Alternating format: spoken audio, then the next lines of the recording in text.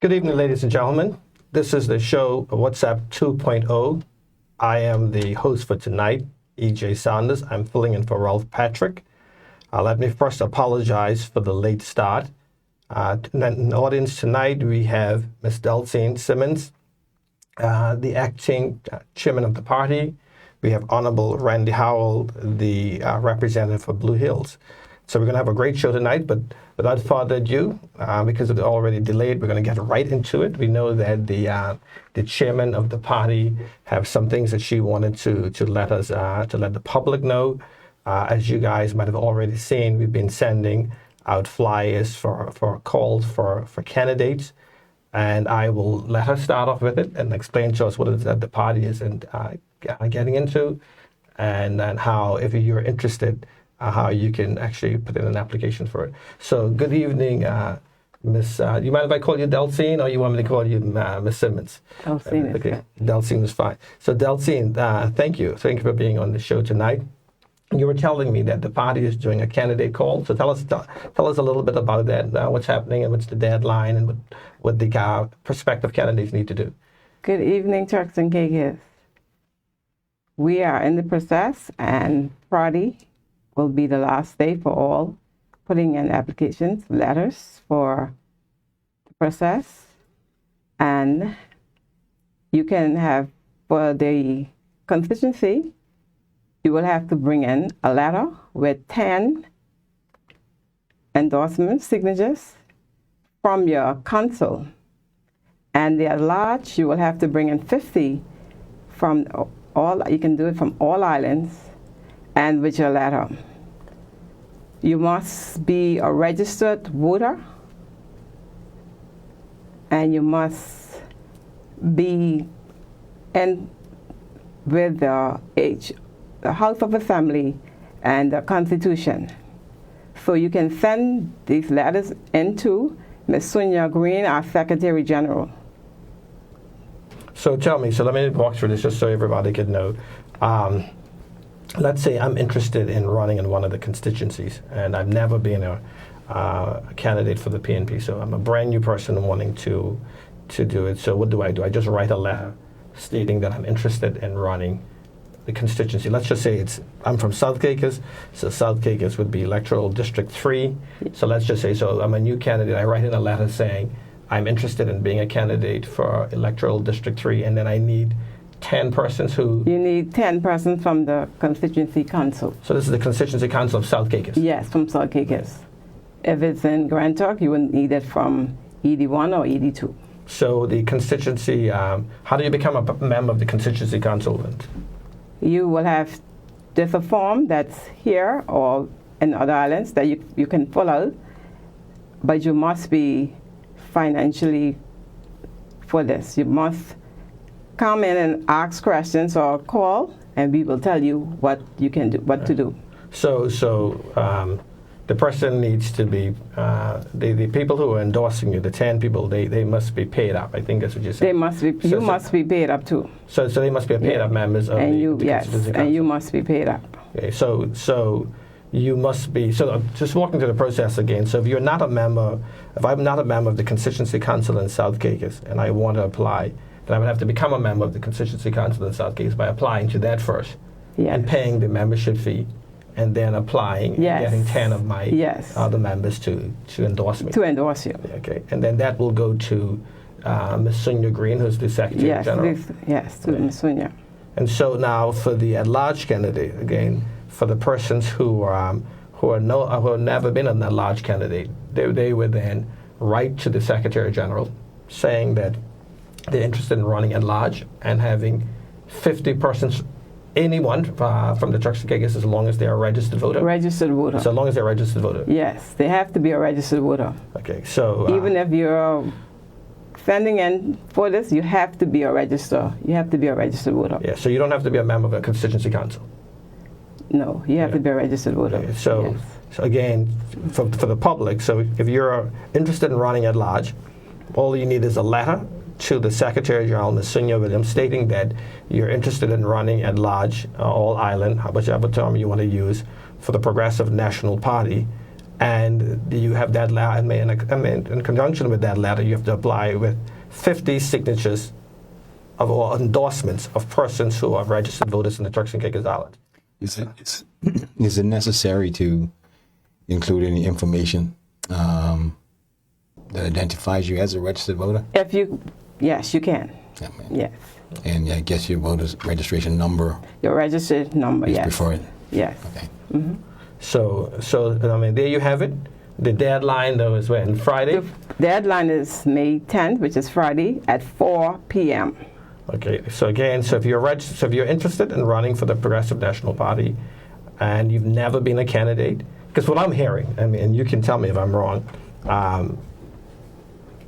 I haven't heard that any of the current MPs for the PNP, I haven't heard any of them saying that they're not interested. So I'm assuming that all of them are running again. Yes, so even if you have run before and you're a member of parliament, you still all have to write in by Friday. Okay, so Yes. yeah, what I'm saying is that for what I believe, but you would know better than me, that every person who's an MP right now Yes. for the Progressive National Party is running again. Yes. Yeah, so they're running again. Yes, they're running again, and they all still need to write in. No, I get that. Yes. We get that. I just wanted to get out to the public that the candidates for the PNP, all of the MPs for the PNP are interested in running again. Yes, they are. And so, and then if there are any new persons who want to be candidates, they will have to apply. And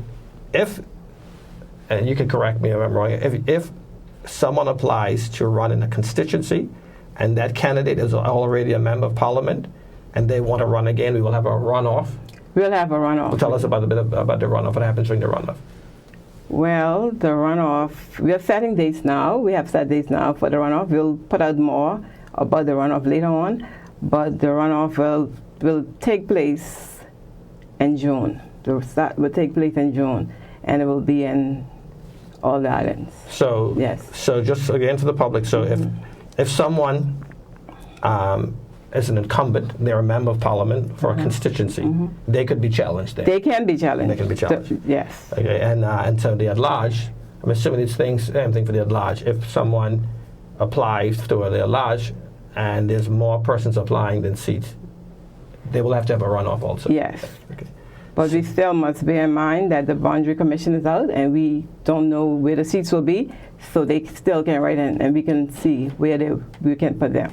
Yes. So what you're saying then about the boundary commission is that the boundary commission is still doing their work. Yes. If anything changes, yes, and there's need for more candidates, persons could still write. Still can. Yeah. So there you have it, Turks and Caicos. The Progressive National Party is having a call for candidates, just for clarity, because I know that I've seen people out there saying that the Progressive National Party, which I'm a candidate for, is looking for candidates, and they haven't announced their candidates. As far as I know, 14 members of the party who are MPs of the House are running again, and so those candidates have or will put up their name to run again by Friday the 10th. However, if you're interested in contesting one of the constituencies, even if it has an MP in it by the party, you're able to contest that. That's democracy in action. You can put up your name to run against someone, even though they're currently a member of parliament. And if you're interested in the all-island seats, and we have all 5 members of those seats, if you're interested, you can put up your name for that. And then what happens is that we will have a runoff for those. The way the party's constitution, the chairman could correct me if I'm wrong, that the leader of the party and the deputy leader of the party runs unchallenged, so they would automatically have the constituency or the at-large slots that they've chosen, and the remaining slots would have to be contested. Yes, yeah. They will not be contested, the leader nor the deputy, but all others will be. Okay. Yes. So I'm encouraging everyone, if you're interested, to give it a try. Put your name in, even though they're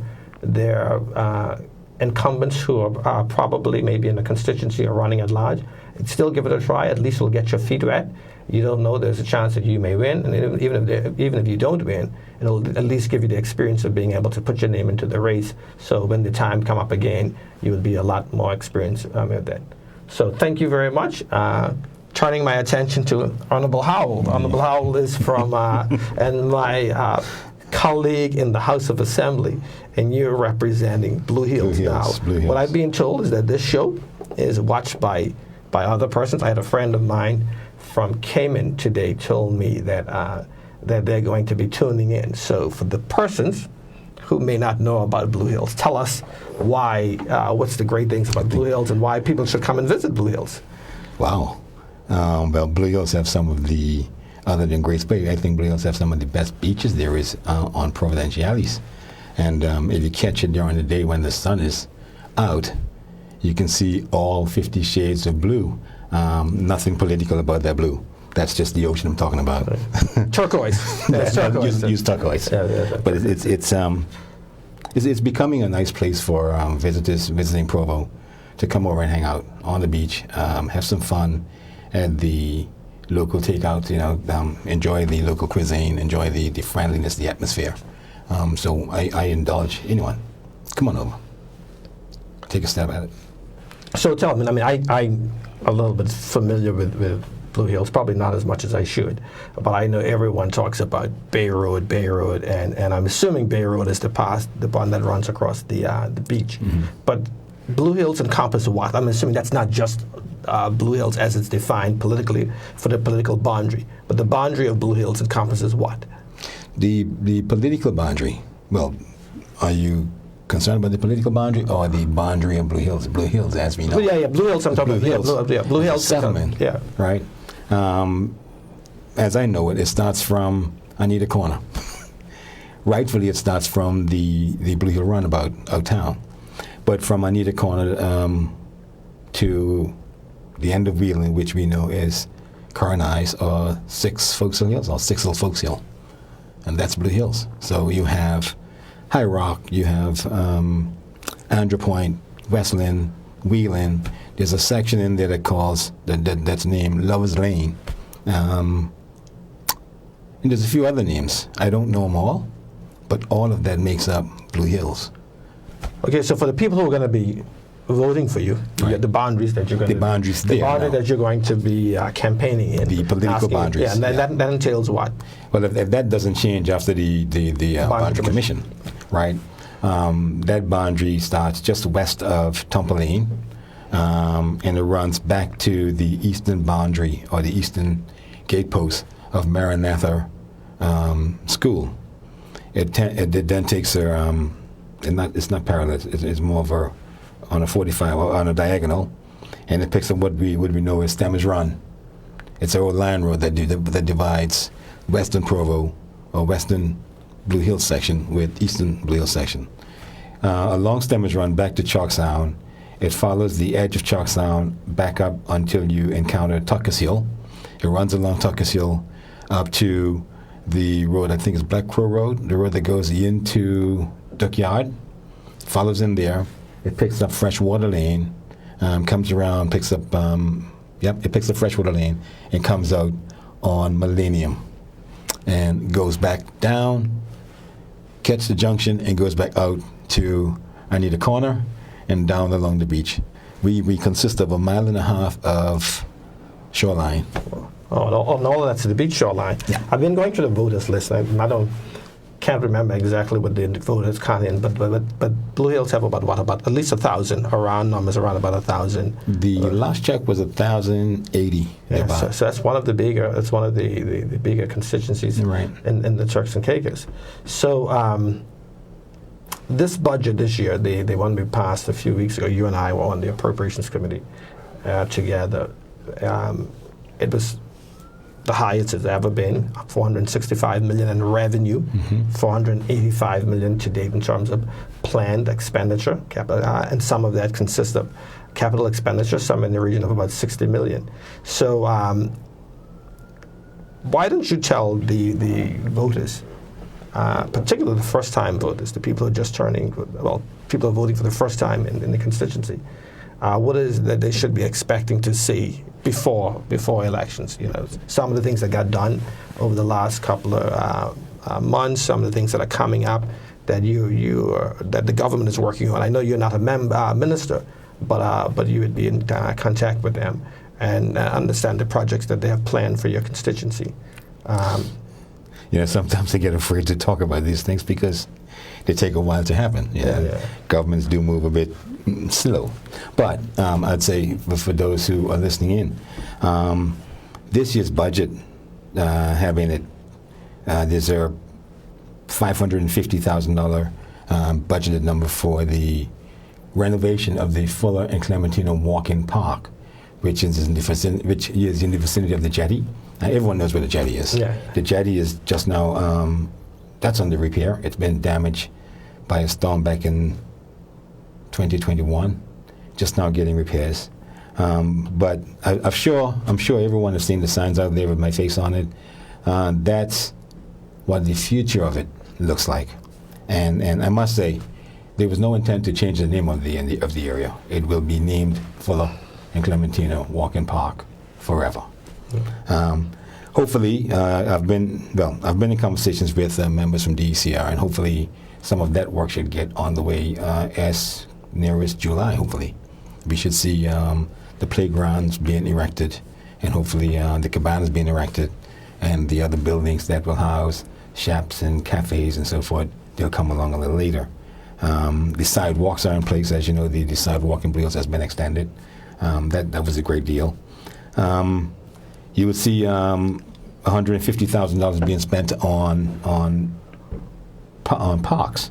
Now they call it multi-purpose kids park, but what I've actually requested was a basketball court with bleachers, with lights, and an area for snacks, dispense, storage, bathroom facilities. Nothing with lockers, but just a bathroom facility so the kids can use. And that's because the young man and some of the kids who were in their last year, their fourth and fifth form of high school, when they get home in the afternoon, they want to go back and play basketball, but they don't want to go back to the school grounds. In fact, securities has been telling them it's unsafe to be there because it's a school ground. I've seen the court facilities there, and it's not safe. It's cracked. And so I want to see them with their own court elsewhere, more central to the entire district, and that's the reason for that. I'm reading from my phone here, and it just went out, so I have to pull it up again. Also, there's water connections, areas of Blue Hills that don't have city water. There's $100,000 towards that.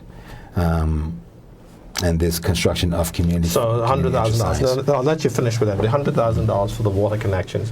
So that should cover about how many families should be getting water from that? Well, I'm hoping, and I've requested for areas such as Stammers Run to be connected. Mm-hmm. That's an area that's in the back of Snake Hill. There is no water connection. There is no power connection.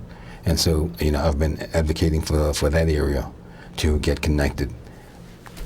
And how many homes do you think are back there? Ooh, there's quite a few right now. The property is sold, I think, is about maybe 20, 30. Okay. So those families should be getting.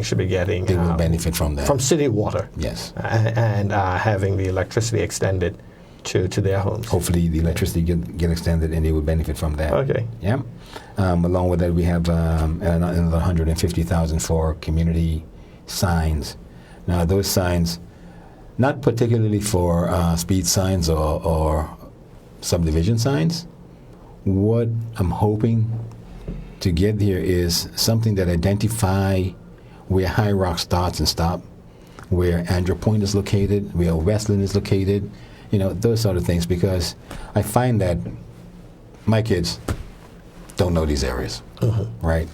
And it's nice to go back and let them know, what this area is named, why it's named that, and so forth, and put these signs in place so they can know. Even the tourists, I think the tourists would be interested to know. I was just going to say, sounds like you're opening up Blue Hills to get the, I would say, the spillover tourism from the Grace Bay. I mean, there's a part of that already, because if you drive through Blue Hills, I don't know whether it's Wednesday night or Thursday night or whatever. It can't be Thursday, because Thursday night is fish fry. Wednesday night. It's Wednesday night. It's like the fish fry in Blue Hills. Mm-hmm. You can't really get through on the Bay Road with all the persons there. And I encourage any of you who have yet to go to Blue Hills on Wednesday night to go there, and you would get the same type of food and ambiance and fun and entertainment and everything that you would have and the fish fry that's in the bite on Thursday nights. I mean, I think you could possibly call it the Blue Hills fish fry. You know? Well, so you have fish fry twice a week, I guess. It is conch shack, so there might not be much fish, but there sure is conch. It certainly conch. So literally you have two days a week in the middle of the week where you can have Turks and Caicos culture, and that's Wednesday nights in Blue Hills, put on by the Conch Shack, and then there's Thursday nights in the Bite, put on by the government. I think it's being managed now by the DMMO. You know, and that is the idea, to get that spillover, or to encourage persons from Grace Bay to come over into Blue Hills and spend some time there, enjoy the cuisine, enjoy the friendliness, enjoy the beaches. Because many times we hear that how our tourist dollar doesn't reach the average person. And I think this is a way where we can encourage community tourism and make that dollar reach the average person.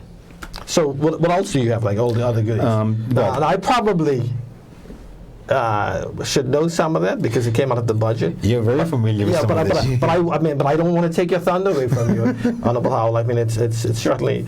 You can show me the lightning.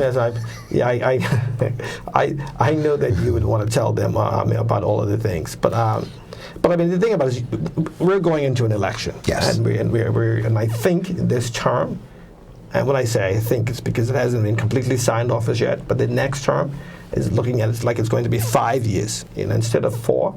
I'm sorry, the UK government has already approved it, but like I said, it still needs to be signed off. But it looks like the next term is going to be for 5 years. So you're going to be going back to the voters and saying, give me another term, and not only another 4 years, but another 5 years. Tell them why they should give you that shot, and all your vision for Blue Hills over the next 5 years. Well, for one, we have started something together, myself and Blue Hills, and I think it's worthwhile to keep that going. Over the years, we've seen where we constantly change administration every 4 years. Blue Hills really didn't change representatives. I don't want to be like my counterpart. Blue Hills haven't really changed representatives every 4 years. They have stuck to one for 2 terms and so forth. And I think we have to keep that momentum going. I'm there now. I certainly would like to represent Blue Hills for another term, and another term after that. When I started, I said, this is a marriage. 4, 4, 4, 4, 16, 4 better, 4 worse, richer and poorer. But certainly I think together we can move ourselves to where we want to go. We can accomplish those milestones, accomplish those dreams, those goals that we've set, right? With me listening to the people of Blue Hills, taking their advice, seeing what benefits them, and going to the house and saying, hey, this is what my people want, break those chains and let my people free. Well, like I said, I sat, when I was in cabinet, I sat in a meeting with you and other members of cabinet, not all of the cabinet, but certainly, I don't want to say exactly who was there yet, but we were talking about the clinic, plans to upgrade the clinic facilities in Blue Hills. And I'm assuming that's still coming. You mean? Well, that's another one on the list that I was going to speak of. Well, go right ahead. Like I said, don't let me take your thunder. Go ahead. $450,000 for it's earmarked as a mobile clinic, right?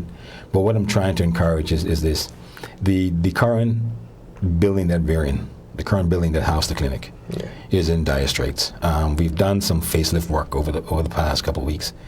We went in, we gave it some nice paint job, patched some of the cracks and so forth. So it looks pretty. It's going to last a few months, but it's not going to last forever. Eventually, I think it's going to have to be demolished, and we'll certainly need another facility that can benefit both High Rock and Wheeling. What would be proper is a decent polyclinic. But the $450,000 that earmarked for a mobile clinic, I'm asking for that to be supply a modular clinic, a building that can be erected, that can act as a temporary structure for us to go to while we secure the properties, design a building, and have that constructed, yes? And then we can move into there and disassemble this one, put it elsewhere. Yeah, so any other goodies on that for coming up for the Blue Hills? Well, today I understand that we have another $50,000 for some demolition works. The old auditorium center by there, Clement Howell High School, that's got to come down. It's falling apart, so we're going to take that down. There's another $250,000 that's going to be earmarked for grading and widening of community roads. This is roads into the subdivisions. Nicole Close, Ingram Close, Wilson Close, Shrub Close, Prophecy Close, Lonely Way, you name it. Jones Hill Road, Miracle Close, Snake Hill Road, Mary Jean Road. There's quite a few of them. And it's just a basic grading, compacted nicely, widening so traffic can pass. And while doing that, we look to get rid of all the garbage, all of the derelict vehicles, any old mashed up metal stuff that's lying on the side, get rid of those. So a major cleanup. So during the year, over the next few months, you will see more signage go up. You will see the grading of the road begin, hopefully. You would see an overall kind of beautification, and spice up the place. Yeah, so I'm assuming the road, as you're saying, it won't be blacktop. I'm assuming it's going to be compacted, smoothed off. Any of the potholes, I'm assuming, filled in. Is that what you're saying? Yes. And I would love to see them blacktop, but I think the majority of roads in Blue Hills, you find that they're private. They're not government roads. So if we get them graded, we're happy. Well, it certainly makes it easy to drive on, and then it prepares it so when you want to put blacktop on it, it's much easier. It's much easier to put the blacktop on it. So the roads, at least, are being rehabilitated. I think that's probably one of the terms that they use, and you're talking about the clinic and everything. Yeah. What I want to know, I'm assuming any voter would want, if I was a voter in Blue Hills, I'd probably want to know. Tell me your. It's probably, some people may say it's a little bit early, but I believe campaigning has already started. Just for everyone, just to remind everyone, the term started in late February 20. I think it was like the 22nd, but the election results came on the 20th of February 2021, and the House of Assembly needs to be dissolved by the 3rd of March 2025. So we're only a few weeks away from elections. And when I say a few weeks, I mean it could possibly be as late as May, but we're already in election season.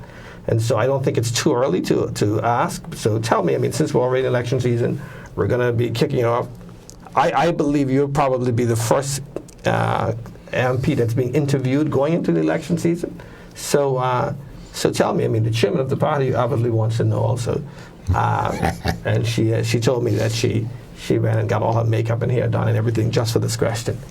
Tell me your vision. Tell me your vision for the next 5 years. I'm a member of the party. I believe we're going to win, and I believe that I'm confident that you will win. We don't want to see constituencies having their representative in the opposition. It doesn't do the constituency well to have their representative in the opposition. So encouraging Blue Hills that you've earned your return. But tell us what your vision for the next 5 years. If you had a magic wand and you could make these things happen, what are you going to be advocating just for? Walk around and just touching stuff. So what are you advocating for the next 5 years? Well, anything that can benefit the people of Blue Hills, and as you often say, allow them to achieve their best life. Live their best lives. Yes. And in order to do that, it means making it possible for them to have their own outlets in Blue Hills. They own a smaller business, give them proper streets to drive on. But road is not a camping thing. Road is the basic infrastructure, right? But that's coming. I'm sure we've seen this past Newsline TCI. Yeah, yes. In the newspaper. The front page had the premiere on it, and the headline, 4 lanes coming from Millennium Highway. Yeah. So I don't think we should wait for 5 years to see that. I think we should, begin to see that before we get into election, really. That's my dream. I believe, certainly- from what I've been hearing, from what I'm seeing, I think the Minister of PBID, Honorable Robinson, I think they've already started they were taking pictures on it, and that means that they've already started doing the preliminary work. Yes, they certainly the work has already are doing started. work to the section between Walter Cox Drive, that small little roundabout, and the junction of Millennium Highway and Bay Road, right? So that will be the first phase of that, widened 4 lanes, and then we'll move on to the remainder of Millennium. But that's just to give people the ability to move back and forward freely. Yeah, so that's to reduce the traffic congestion in that the morning happens and in the afternoon. in the top parts of the day. I want to see more water sports in Blue Hills. Now, some people said they don't want to see jet skis. Okay, fine, but we can do surf kiting, right? Yeah. We can have.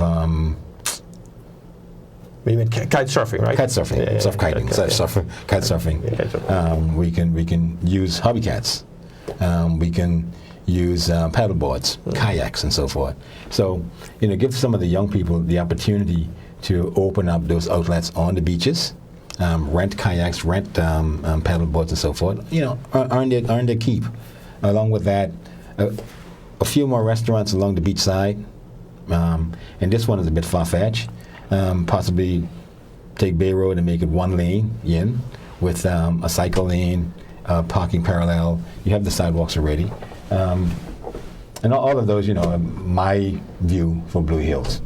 Makes a better life, people are comfortable, they're happy, and if they haven't achieved their best life, at least they will be living a good life. Well, the thing about it is that when I was Minister of Finance, one of the things that I was pushing for is that, and I'm not from Provo, so if I say anything wrong, you can correct me. But I remember coming. Provo was 3 main areas. There was the Bight, Blue Hills, and 5 Keys. And and as it started growing, I hear people started saying the Bight proper, 5 Keys proper. I've never heard them referring to Blue Hills. But I was assuming Blue Hills proper is with the Bay Road. Yeah, with everything on the Bay Road. Because when I first started coming there was Millennium Highway was in there, and there was not a lot of homes in the on the Millennium Highway. At least I would say on the west side of Millennium Highway. Yeah. So what I was looking at when I was Minister of Finance is that, because what's been happening, again, you could correct me if I'm wrong, what I'm noticing is that as the kids and the grandkids became more affluent, they move out. Mm-hmm. So people moved out of 5 Keys, and then Chalk Sound became spots where people live. Leeward and Long Bay became new areas. Leeward Palms became new areas that people started living, but they moved out of the traditional settlements of their fathers and grandfathers, or they should say their parents and their grandparents. And immigrants started moving into those areas. And I kept on thinking, how can we incentivize Turks and Caicos Islanders to redevelop what I would call the historical districts? And how can we get them moved back into Blue Hills along the west side of Bay Road, and I don't want to, when I say clean up, I don't want to give the impression it's dirty, but start to build more modern, more condominiums and villas and everything there. But I think once we encourage the community tourism side of it, once we get tourists moving in there constantly, there's a few bed and breakfasts, Airbnb that's located in Blue Hills. We need more of those, and once the tourism picks up, more people are earning money. I think we would see Blue Hill become more modernized. We would see the reconstruction of the historic areas and so forth. People move out because everyone works in Grace Bay. You want to get closer to Grace Bay, right? You want a piece of property that has that high value. I think Blue Hills property is coming around to, Well, I mean, think about it this way. I don't know what an acre on the beach goes for in Grace Bay right now, but it's more than $1 million. Okay, even the worst parts of it is something like, when I was Minister of Finance, I certainly know that an area was going for like $4 million an acre. My belief is that there's some areas that are more than that. Of course, there's areas lower than that. Even if the beach in Blue Hills was worth half as much as the Grace Bay beach, you're still talking about an acre on the beach being worth And when they say on the beach, they don't mean necessarily on the beach sand, but facing the beach, and being worth more than $1 million. I think part of the reason it's lower because of the property that's already there. And so the families that have generational property are sitting on a lot of value. If they could convert that, and my belief is that sooner or later, as you started seeing in Blue Hills, right at the corner of the kids park, someone is starting to build a hotel on that side of the road. Right. And eventually people are going to start to buy up generational property, investors, and they're going to move right down the hill, and they will start to build villas and condominiums and hotels and everything that may be second tier to the ones on the beach. But I see the same thing happening in Blue Hills. Yeah, during the last campaign, I remember having this conversation with a few families who actually have, bits of properties on the sand section. And I would say to them, try partnership. Anyone come up to you and says, well, can I buy that? Find out why, what they want to do with it. You own the property, they bring the money. And it's partnership, You're not just going to sell it outright, because once it's gone, it's gone. Sooner or later, the cash is gone, the property is gone. What do you have? Well, I mean, I totally agree with you. I mean, building on that, if you have a property, and I'm telling you, if you have 10 acres, and it's $500,000 an acre right now, that's $5 million right there. Now, if you finance that, at the minimum, the bank will give you 50-50. Not even the bank, the worst lenders will give you 50-50. So you're talking about $10 million you could possibly invest if you put it in. So if someone came into it, my view would be, like you said, put up the structure, I will put up the land. So I'm coming with an asset, you're coming with the cash, and let's partner together, and then we can get dividends or partnership draws or whatever on it. But what I would like to see is, like I said, all of the historical districts, particularly Blue Hills on the west side of Bay Road, those families that have all that very, very valuable land, because the view is amazing, to start to monetize that to their benefit. You keep saying the west side of Bay Road. Why do you say the west side of Bay Road? Because the way I'm thinking, right, is that Bay Road runs north to south, and when you look out to the beach, you're looking to east. Because you're looking out towards Grace Bay, that's where the sun rises, so you're looking out towards the east. Okay. So behind Bay Road, which is the road I'm also would be west. Would be the west. Unless my compass is all wrong. But I'm thinking that if I'm standing on the sand by the Kang Check as an example, and I'm looking out to the east. So anything that's on the other side of the road should be behind my back, and that should be my west. So, but maybe I may be wrong. But the side of the big side. You give your reasoning, so I understand why you say that. Yeah. Yes. So that side, all of the houses are the older houses, like I said. Because what you have is that you have immigrants. You have immigrants living on very, very valuable property, and you have Turks and Caicos Islanders who own that property, who can monetize it and increase the value of their property and increase their family's net worth. And I think that was one of the reasons why TC Invest was created, to assist people in those type of investments. Yes, but I think it takes so long to turn around and get people that push, that a lot of people tend to lose faith. I think I think the Honorable Howell, I think it's just a matter of educating people. I mean, before we started campaigning, before I was deputy leader of the PNP, I was in Middle Caicos, and they took me on to Robinson Hill. Now, there's a whole lot of story. I've been told that the Robinsons came from somewhere else. That was a joke. I don't want to cause any problem, but it was a great view. The Robinsons took me on to Robinson Hill. Let me put it that way. And it was a great view. I was just teasing them. That's how, wow, look at this amazing view, multi-million-dollar view they're sitting on. And anywhere else in Provo, that would have been millions of dollars.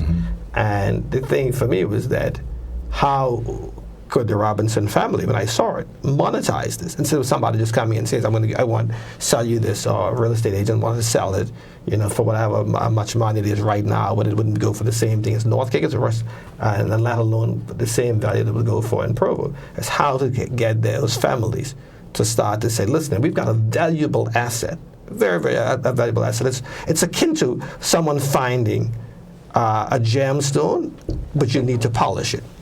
And you're holding it in your hand, And with a master person, jeweler who could polish it up, they could turn it into millions of dollars. Don't give it away to them for hundreds of dollars when they're going to turn it into to say, work with me, and turn it into the gemstone that we know that we could get. So what I would like to see, to be honest, is have those families, particularly who are sitting onto the generational land, for the families to understand how they can take their families that maybe consist of dozens of persons, putting that into some type of collective, some type of partnership that every member of the family can benefit, instead of everybody saying, well, I want my little piece, because I know how it could be.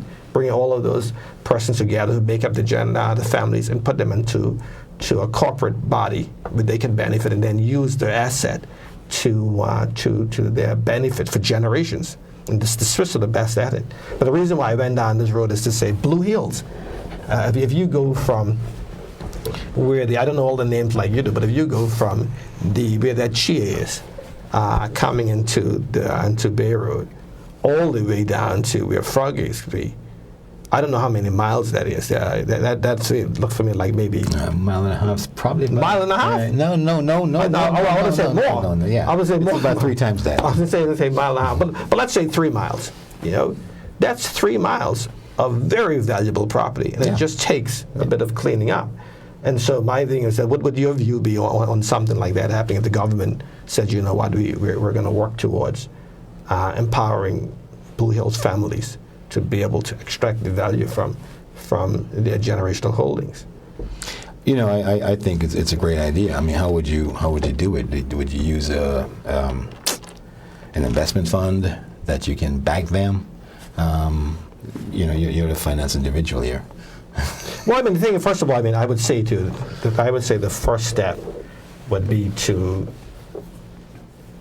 if in terms of the corporation, because they could go right there right now and everybody come together and form a corporation, but let's just say none of the corporations are the ideal fit for persons who own generational property. When I say own generational property, just for younger people who don't know about it, it's where someone 100 years ago might have owned 10 acres of very valuable acres. Now that person has died, and their children had grandchildren and great-grandchildren, and now all of the persons who have ties to that property may make up maybe 50 different persons now.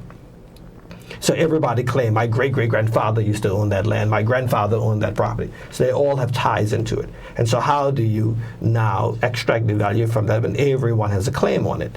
And if the current legislation isn't suited right for that, to make that easy, then we should, as policymakers, come up with a framework that makes it easy for generations of persons to be able to form some body, like a corporation, that they could all get value into that. So now once that happens, one entity that has a bunch of shareholders, which are the family members, now own this asset. And so in the United States, or wherever, a lot of parts of the world, what would happen is that those family members, and just thinking off the top of my head, would be shareholders in the company. The company owns the land. Now, once that's settled and everybody's happy with it, then they can now look for partners. So when the Marriott and the Hilton or whatever comes here, they can come and say, this company, let's call it the Howell company, the Howell Corporation, again, the Howell Corporation, can then go in there and say, we own this asset, and then when the Marriott and other or a developer wants to come, they can partner with that corporation. You put in the asset, which is the land.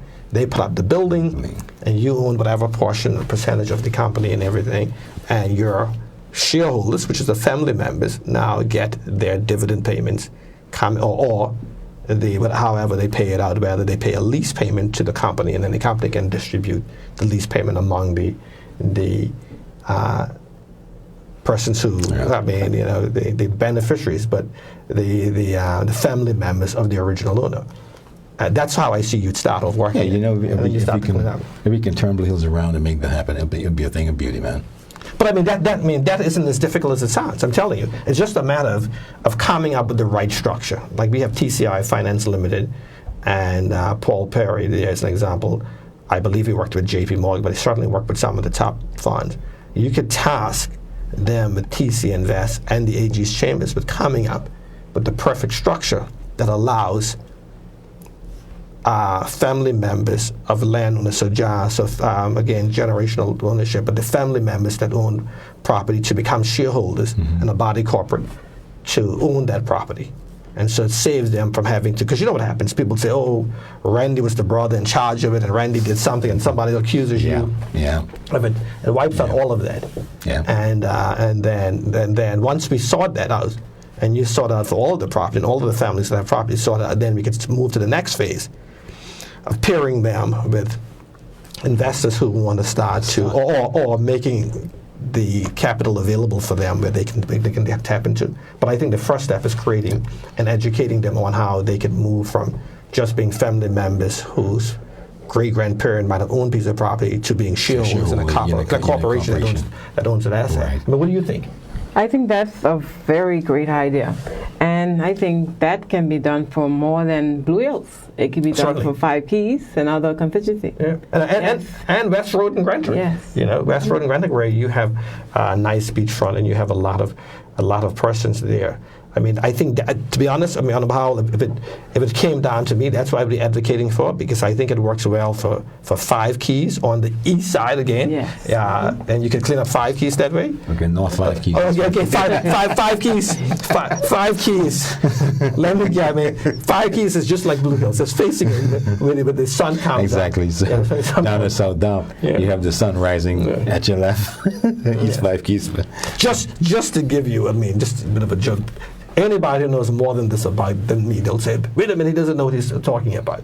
But my belief is that the way, I know for certain that the wind moves around the world this way. Where the sun rises east. Okay, so the wind moves around the world that way. So all east-facing beaches are very windy. Okay, and that's the reason why seaweed and a lot of stuff washes up on those beaches. And that's the reason why when you go to a restaurant on the east side of the beach, sometimes it gets very, very windy. You know, and that's why some beaches in 5 Keys, some beaches in Blue Hills, when you go to Blue Hills ends up with it. 5 Keys gets it, Long Bay gets it, but Grace Bay don't. Yeah, Grace Bay gets, because the wind just passes in front of it because it faces north. Takes across the shore. Yes, and so that's another way of how I know very quickly where is the east. But another thing too, I think that will enhance Blue Hills is if we can encourage some of the investors to begin investing down west of Tomford Rock, there where Northwest Point Resort is located. Yeah. You know, that's also very beautiful. There's a nice piece of beach in there. Yeah. Doesn't get much seaweed, but I think a few boutique hotels down there. You have the traffic coming through Blue Hills. You would see, you know, they stopping to the shops and so forth, the restaurants, and things begin to move on up. You know what I believe happens moves those things, and you know this better than I am. Paving the road. And I can tell you why. For years, the highway, Leeward Highway, stopped at Tropicana Roundabout where Crackpot Kitchen is. Mm-hmm. Everything else was the Kung Farm down there. Like one house was down there. The shipyard was down there also. And then I'm going to go old school, and it was Bosco Chan's homes. But very few people live down there. If you lived past that Tropicana Roundabout, you were a brave person. And then they paved the road. And then the whole thing opened up. Long Bay opened up. Exactly. You say everything, and people started buying property down there. And then they paved the road going down to the Caicos Marina, which we call the shipyard. So just imagine 4 lanes going into as far as Northwest Point Resort. But my belief is too is that that you could do the same thing with. It didn't fall under me as a minister, but it was certainly worth looking at. Paving the road to Amanyara, and that opens up that area. Exactly. Yeah, and so these are the things I'm assuming, and then over the next 5 years, we'll be advocating for it. But I think for Blue Hills, major items are accessibility, lighting, and what else? Work. I would like to see more employment in Blue Hills. So we won't have to leave Blue Hills and go to Grace Bay or go to Long Bay for work. We can work within our district, drive down to Northwest Point or Amanyara, in that area there, shops, malls, hotels. That's what Blue Hills need. Now correct me. If it's a crazy idea, and I totally agree with you, because no one wants to see that amount of traffic trying to make its way out of Blue Hills every day and trying to get back into Blue Hills. But until Blue Hills create a certain momentum where a person could stay in Blue Hills for most of the day and work, and because a lot of the work happens up on the highway, we do need to move people at least twice a day out of Blue Hills and Wheeling in the mornings and bring them back in the afternoon, and which causes the traffic jam and the downtown roundabout. I mean, what do you see as the problem, and what do you think is the solution to that problem, and what would you like to see the government do to alleviate that congestion over the next 5 years? The traffic? But in terms of, and when I say traffic, I don't just mean like car traffic, I mean like people traffic, and why I'm saying this is that, because I keep thinking in my mind, can a fast ferry work between the jetty in Blue Hills to some similar jetty in Grace Bay, and moving people up and down multiple times a day? I don't know, how rough the water is, how long it is, but I mean, in terms of moving people multiple times a day, it's been an off-on discussion, and so when I saw $100,000 water connection, that's where my mind went. But I think it's doable. I think it's feasible. I think it's profitable. You design a place in Blue Hills on the beach with a pier where a water taxi or ferry can pick you up, so you have parking facilities. Persons can get on that in the morning, and what time you have to be in Grace Bay by 6 to prepare for breakfast. So 5:30 you begin to traverse across the water there, take people to one spot in Grace Bay, drop them off, and up there you can use golf carts, take them to their different place of work. Very doable. I mean, because I was thinking about this exact same thing the other day. I was saying on the main streets, moving people. I would say we need to. Some people might not like this, but we need to eradicate the unlicensed jitney services. Right? They're problematic, and we need to put in place proper bus service, public service transportation. Yeah. 3-4 buses moving out of Blue Hills, out of Five Keys, out of the Bight, one every hour on the hour. I mean, that's what I believe. No, I totally agree. I mean, and I was going to say, you'd be surprised, but you wouldn't be, how much free time you have on your hands when you're a backbencher to think about these things. Like the guys from the solution.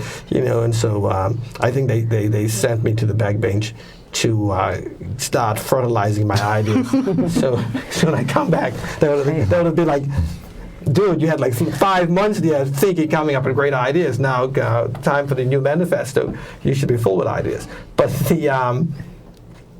I do believe it's inevitable that we are going to have to, because we need bypass roads. But until we figure that out, get all of that in place, the easiest thing to do is to use the water taxis. And I keep believing that if you have at least two, and then they're passing each other all the time, so one leaves, one, and not, because when you have one have to go and come all the way back, then it makes it hard, and then when it goes out of commission, it actually throws everything. We need this regulated, because we can sit here and speak of this now, and someone may figure, oh, let me get a Carolina skiff and start doing that tomorrow. No, I don't think that. What I think should happen is that